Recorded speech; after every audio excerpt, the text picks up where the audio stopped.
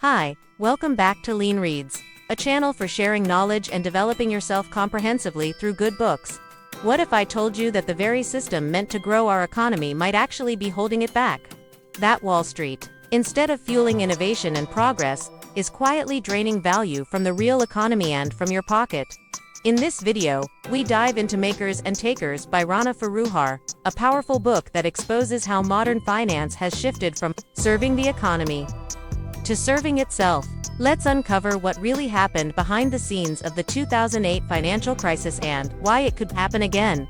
While listening, if you like it and want to learn more, we have attached a link to buy the book in the description. Makers and Takers, published in 2016, examines the role of the financial sector in the 2008 global economic crisis and the recession that followed. The book delves into the history of American banking from the era of the Great Depression, highlighting how regulations were gradually loosened, blurring the lines between commercial and investment banking. Author Rana Foroohar expresses strong concerns about the growing dominance of financial institutions over businesses and governments, and she offers reform proposals aimed at reviving the real economy. Rana Foroohar is CNN's global economic analyst and a business columnist for Time magazine. She is also a frequent economic commentator on BBC, NPR, and CBS. In addition to Makers and Takers, she is the author of other notable works, including Don't Be Evil and Homecoming. October 29, 1929 marked the devastating collapse of the U.S. stock market, ushering in the Great Depression and era of widespread unemployment, massive investor losses, and a prolonged economic downturn. In the wake of this disaster, lawmakers took significant steps to prevent a repeat of such a catastrophe. Yet by 2008, the world once again watched as the financial system spiraled into crisis. This led many to ask, did we truly learn anything from the past? In her book, Rana Foroohar takes readers on a journey spanning nearly a century from the 1920s to the present date to uncover the real role of finance in the economy. She explores how policymakers once tried to rein in the financial sector, why powerful financial corporations were able to resist regulation, and how many of the very players within the system helped sow the seeds of a modern-day crisis. Americans who lived through the Great Depression of the 1930s would likely experience an eerie sense of déjà vu when recalling the financial crisis of 2008. In both periods, common threads such as mounting debt, the overextension of credit, and the creation of financial bubbles played central roles in triggering the collapse of the entire system. Prior to 2008, the U.S. experienced a surge in consumer debt, a pattern that also preceded the 1929 crash. Debt, including the widespread use of credit cards, was no longer just a means of spending, it had become a financial product, a type of commodity used to fuel economic growth, though it also carried the seeds of instability. Author Rana Foroohar notes that at the time she wrote the book, the financial sector had ballooned to a scale not seen since the run-up to the Great Depression. In the 1920s, Americans used credit to purchase more than 3/4 of their household goods. Similarly, today's consumer credit, ranging from mortgages to personal loans and credit card debt, has become an inseparable part of daily life. Despite the risks it brings, as real wages for workers stagnated or even declined, while investment profits soared, credit was used to mask the growing truth of deepening income inequality. During the 1920s, copper prices fell sharply, allowing banks like National City Bank in New York to promote copper mining shares as safe investments. This helped inflate a stock bubble that eventually burst, sparking the 1929 market crash. Although National City's chairman at the time, Charles Mitchell, was publicly grilled in Senate hearings, he never served jail time and ultimately returned to work on Wall Street. A similar scenario unfolded after the 2008 crisis. For example, Richard Fuld, who led Lehman Brothers, one of the first major financial institutions to collapse, continued working in the industry, later joining Matrix Advisors and Legend Securities. This raises a haunting question: have we really learned anything from history? Following the catastrophic U.S. stock market crash on Black Tuesday, October 29, 1929, the U.S. government enacted the Glass-Steagall Act to help restore public confidence in the financial system. This law was designed to clearly separate two types of banking activity: commercial banking, which involves holding deposits and providing consumer credit, and investment banking, which focuses on higher-risk financial transactions. The goal was to protect everyday people from speculative financial practices. However, legal loopholes remained. In the late 1940s, Walter Wriston, then an executive at National City Bank of New York, began to challenge these regulatory boundaries by introducing a new financial product called the Negotiable Certificate of Deposit (CD). Though originally a savings instrument offering attractive interest rates, CDs were structured in a way that sidestepped tax oversight by keeping funds outside the purview of traditional banking regulation. While CDs fell under the realm of commercial banking, Wriston repurposed them as tradable investment tools, effectively expanding the bank's reach into activities that blurred the line between investment and commercial banking in unprecedented ways. By 1967, another innovation further eroded the distinction between the two banking sectors. The credit card, born during a period when American consumers were struggling with prolonged inflation and declining purchasing power, credit cards expanded consumer spending power. However, they also relaxed existing restrictions on credit issuance and interest rates. Under the guise of financial technology innovation, banks continued to blend investment and commercial functions, creating a system that became increasingly difficult to regulate. After World War II, there was growing demand to expand access to credit as a means of economic development. Faced with rapidly rising inflation, President Jimmy Carter lifted interest rate caps in 1980. This decision allowed banks to freely set interest rates, paving the way for the creation of a wide array of complex financial products from adjustable-rate mortgages to derivatives. Backed by indirect policy support, these shifts laid the foundation for a more dynamic, yet significantly riskier, financial system. The modern financial system can be compared to a vast body of water. When one part becomes contaminated, the effects quickly ripple outward, tainting the whole. This is exactly what happened as more and more companies have adopted a shareholder value maximization model of governance. This mindset prioritizes short-term financial gains over long-term sustainable growth. A striking example is General Motors. In 2013, the company was forced to recall hundreds of thousands of vehicles due to a faulty ignition switch. GM engineers had discovered the flaw and even designed a safer replacement, but they failed to relabel the new part. The reason? They feared reporting the mistake to upper management within a rigid, cost-conscious corporate structure. The consequences were devastating. The defect ultimately led to 124 deaths and numerous injuries, leaving the public to bear the loss.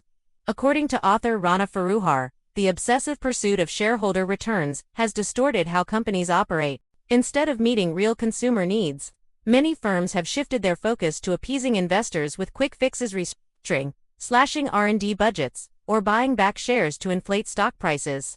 These actions run counter to the ideals of a true free market, where consumer demand should be the driving force behind business development. In 2010, a Morgan Stanley report even advised pharmaceutical companies to create value by issuing dividends and acquiring other firms, rather than investing in the research and development of new drugs. This illustrates how deeply Wall Street's influence extends into industries that directly impact people's lives and their health and survival. Such trends raise serious concerns that today's financial system is chasing profits at the expense of broader societal well-being.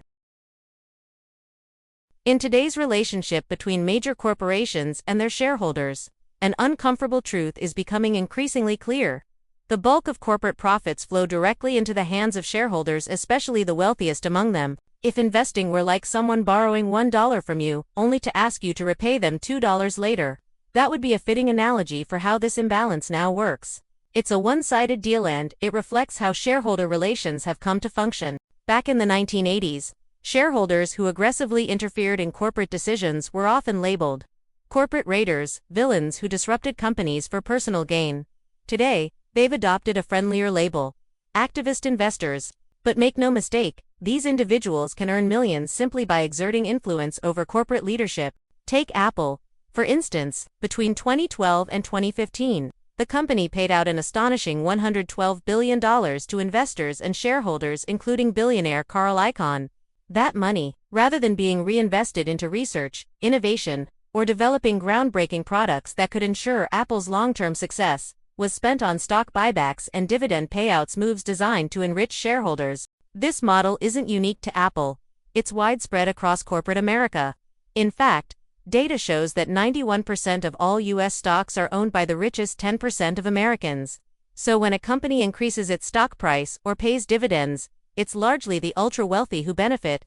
Ordinary people, those with pensions or small stockholdings, see only a tiny slice of that wealth. Some may argue that shareholders deserve these returns. After all, they've invested in the company. But here's the catch.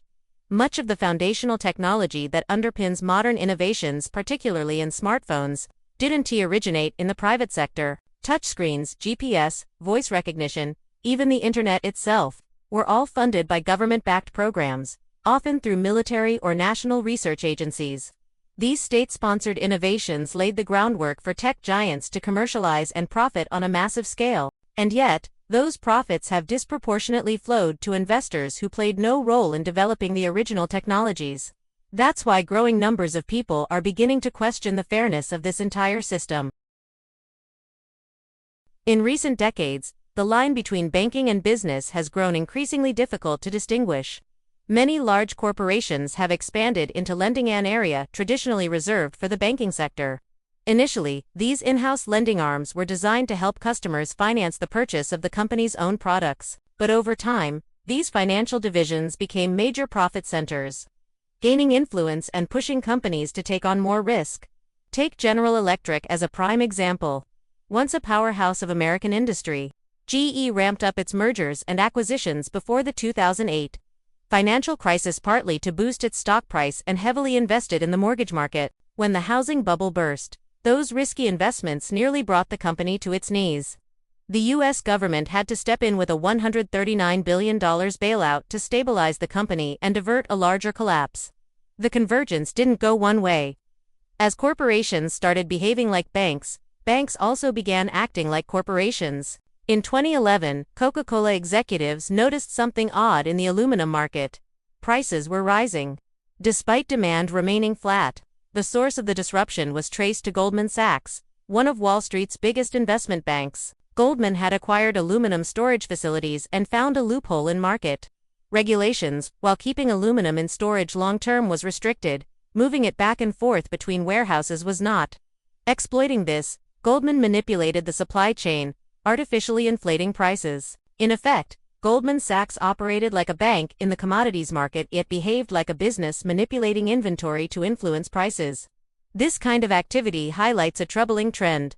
Institutions that were once distinct in role and responsibility are now engaging in overlapping, often opaque practices that prioritize profit over transparency or stability. Following the 2008 financial crisis, the U.S. housing market underwent dramatic shifts. What surprised many was that, instead of incomes rising and families slowly regaining the ability to buy homes, housing prices both for purchase and rent skyrocketed. What's more troubling is that much of this increase wasn't driven by genuine economic recovery, but rather by massive financial firms buying up cheap homes in bulk and turning them into high-priced rental properties. On the surface, this made the real estate market appear more active, but in reality, it drove down the rate of homeownership, leaving more Americans priced out of owning a home. In fact, despite rising transaction volumes, the U.S. homeownership rate has been steadily declining since 2004. One of the most striking examples is the Blackstone Group, a giant in the financial investment world, which bought more than 46,000 homes and generated around $1.9 billion in rental income. The rental housing market became so profitable that homes ceased to be places of shelter for ordinary people and instead became profit-generating assets for financial elites. Houses once within reach of the middle class were transformed into commercial assets with inflated rental prices, pushing many families into financial hardship. And the financial pressure doesn't stop at housing, it extends to retirement as well. The average retirement savings for a U.S. household hovers around $104,000. A modest figure given the rising cost of living and the need to fund 20 to 40 years of retirement. At the heart of the issue lies how retirement funds are invested. Much like corporations, pension fund managers face constant pressure to deliver short-term results. This drives them to pursue riskier investments with the hope of outsized returns. In reality, these strategies often lead to disappointing outcomes and can significantly erode long-term pension value. According to author Rana Foroohar, this imbalance means that ordinary people are shouldering far more financial risk and burden than ever before, while the bulk of the rewards flow to large institutional investors. People expect their government to act as a watchdog for the financial system, much like they would trust a teacher or a childcare provider when they away at work. The government is tasked with ensuring the safety and stability of the financial system. However, in reality, oversight has been loose, especially in the wake of the 2008 global financial crisis. After the collapse of Lehman Brothers, key flashpoint of the crisis, many politicians publicly pledged to overhaul the financial system to prevent a similar catastrophe. But 8 years later, progress remains sluggish. In 2014, only a few small legislative provisions were added to a larger federal spending bill. These provisions were originally intended to force banks to abandon high-risk financial products like swaps and derivatives, which allowed them to bet on stock market fluctuations. But later, amendments diluted these rules, ultimately weakening the intent and impact of the reforms. One striking detail: the lawmakers who voted in favor of these revisions received, on average, 2.6 times more in political contributions from PACs, political action committees, than those who voted against. These PACs were heavily backed by major financial institutions like J.P. Morgan, Bank of America, Goldman Sachs, and Citigroup, all of which control about 90% of the swaps market. Naturally, they had every reason to resist regulations that threatened their highly profitable activities. According to author Rana Foroohar, the ties between Wall Street and Washington are deeply entrenched. Many individuals tasked with regulating the financial industry later went on to work in banking. Since 1900, 13 out of 35 U.S. Treasury secretaries previously worked in the banking sector, and 17 more transitioned into it after leaving office. This revolving door raises serious concerns about the independence and transparency of those overseeing the economy, and complicates the path toward meaningful reform. In the past, the role of finance was fairly straightforward: to support business development and fuel economic growth. But as the line between banking and corporate operations has blurred, finance has increasingly served itself rather than the real economy. In this context, economic journalist Rana Foroohar offers several reform proposals aimed at returning finance to its original purpose, serving productive enterprise and broader societal needs. The first recommendation is to reduce the complexity of the banking system and its accompanying regulations. Today, the volume of daily financial transactions has reached an astronomical $81.7 trillion. The financial system has grown so convoluted that proper oversight has become nearly impossible, even for major institutions like Citigroup, which struggle to manage their own internal controls. The laws intended to regulate finance have also become overly complex. While the Glass-Steagall Act of 1933 was a concise 37 pages, the Dodd-Frank Act passed in response to the 2008 financial crisis spans 2,319 pages, filled with loopholes that banks can exploit to continue blending commercial and investment banking functions. Another key proposal is to reduce overall debt levels in order to create a more stable economic foundation. This could be achieved by promoting savings and requiring banks to use at least 20 to 30% of their own capital to fund lending and investment activities. Implementing this kind of reform would require strong political will, as credit and borrowing are often used to mask deeper structural issues in the economy. The aftermath of the 2008 crisis has made one thing clear: a healthy economy can only sustain a certain level of debt. In Makers and Takers, author Rana Foroohar argues that risky, unregulated financial practices were the key drivers behind both the Great Depression of the 1930s and the global financial crisis of 2008. She also highlights how the line between profit-driven business and political power has become dangerously blurred, and how the once clear boundary between banks and corporations has all but disappeared. As a result, a small elite group of shareholders, primarily from the wealthiest class, reaps most of the rewards, while everyday people continue to struggle with economic insecurity. Reading Makers and Takers was both enlightening and deeply unsettling. Rana Foroohar's work peels back the layers of the modern financial system, exposing how far the sector has drifted from its original purpose of supporting the real economy. What struck me most was how clearly she demonstrated the shift from productive capitalism, focused on innovation and value creation, to extractive capitalism, where financial elites benefit disproportionately while the broader population is left behind. The comparisons between the Great Depression and the 2008 financial crisis were particularly impactful. They reminded me that history does repeat itself when its lessons are ignored. It's alarming to see that, despite decades of technological and societal advancement, the fundamental vulnerabilities in the financial system have persisted, often exacerbated by deregulation and short-term thinking. Foroohar's critique of shareholder primacy and the growing dominance of Wall Street in corporate America made me reflect on how deeply finance has influenced not just the economy, but the very fabric of our society. Her stories about manipulated housing markets, distorted pension systems, and political capture, a call to rethink how we measure business success and who we allow to set the rules. What I appreciated most was that the book doesn't just diagnose the problems, it also offers thoughtful, practical reforms. From simplifying regulations to realigning financial incentives, Foroohar shows that a more equitable and sustainable financial system is possible. But only if we have the courage to confront entrenched power structures. In the end, makers and takers left me more informed, more critical, and more motivated to question who really benefits from the current economic order and what role we each play in shaping a better one. And that brings us to the end of our exploration of this thought-provoking book. We hope these insights have been valuable to you. If you're interested in similar topics, feel free to leave a comment or suggest other titles you'd like us to cover. We'll prioritize your requests in future reviews. You can also buy the book to experience it more clearly as well as support the author. I will leave the link in the description below for you to easily search. If you like the channel, you can press the like button, share and turn on the notification bell to receive new content. Thank you so much, and we'll see you in the next video.